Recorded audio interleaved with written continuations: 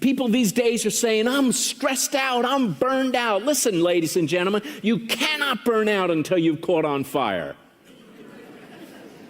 People don't really burn out, they rust out from doing very little and doing it a lot. We need to look at our pressure points. Where are they? If we have no pressure points, we have no power. Now, some people say, man, I've got too much pressure. Listen, if you want to avoid all pressure, say nothing, do nothing, be nothing. And you will avoid all pressure. But Jesus said, in this world, expect trouble. One of his shortest sermons. I don't like that sermon. In this world, expect trouble. But he has created us with the power to do it.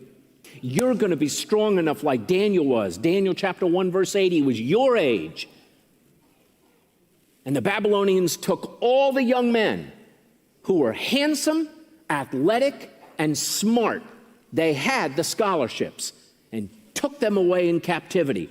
Daniel that day lost his family, his scholarship, and his future. And this is what he did in Daniel chapter 1, verse 8. It says that Daniel purposed in his heart that he was going to be a stick of dynamite. Now, it doesn't actually say that, but it does say this. It said he purposed in his heart not to defile himself. Are you really going against the typical song or adage that we often hear, even in our churches, live as if this were your last day? I need to tell you that is wrong. Because if this were really your last day, honest to goodness, you knew you were not going to live past this day, would you really have come this morning? Honestly? I mean, look around the room. Is that who you want to spend the very last moments of your life with? Probably not. You're all wonderful people, but I'd probably go to one of our children's homes, or they would come to our house if we knew that today was the very last day. We are not to be living as if this was our last day.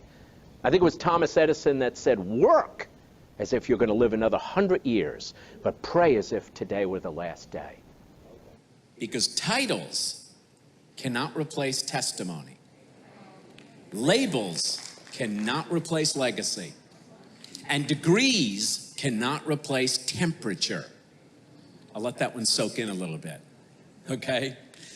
No degrees behind my name decides how hot I am. I don't mean in that sense. I mean hot for God, on fire for the Lord.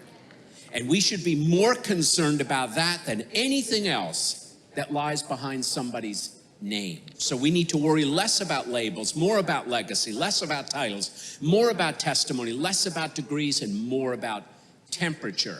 We are raising a culture, and this is something I want you young people to think about, you seniors especially. If I were to ask each one of you tonight, what are you going to become? You would answer in the form of a noun.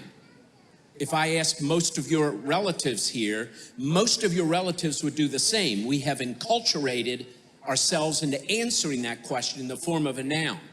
Mr. Heymann, what do you do? Well, I'm a CEO. That's a noun. Huh. What if we answered it in the form of an adjective? Today, I want to talk just about two adjectives. And they're very, very simple. It is be dynamic and be awesome. Be dynamic and be awesome. Dynamic, 2 Timothy 1:7 says, God has not given us a spirit of timidity. Timidity. Timidity means puny souled in the Greek. Tiny souled, fearful, scared of everything. If any of you are like that tonight, no matter what's going on in the world, that spirit did not come from God. This is what it is. I told him, or I asked him after that, I said, you know how to dribble? And he goes, yeah. I said, you think you can dribble past me? I was pretty good at basketball. I'm not tall, but I was pretty good. So I thought, he can't dribble past me. Okay, so remember, I had the needle, and I took some air out. Remember that part of the story?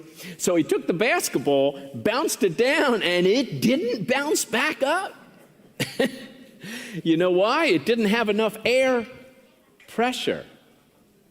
It didn't have enough pressure. Not too much pressure. It didn't have enough.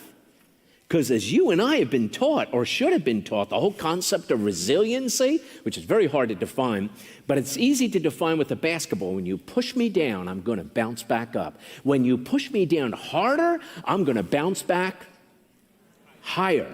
Exactly. That's what God wants of each one of you.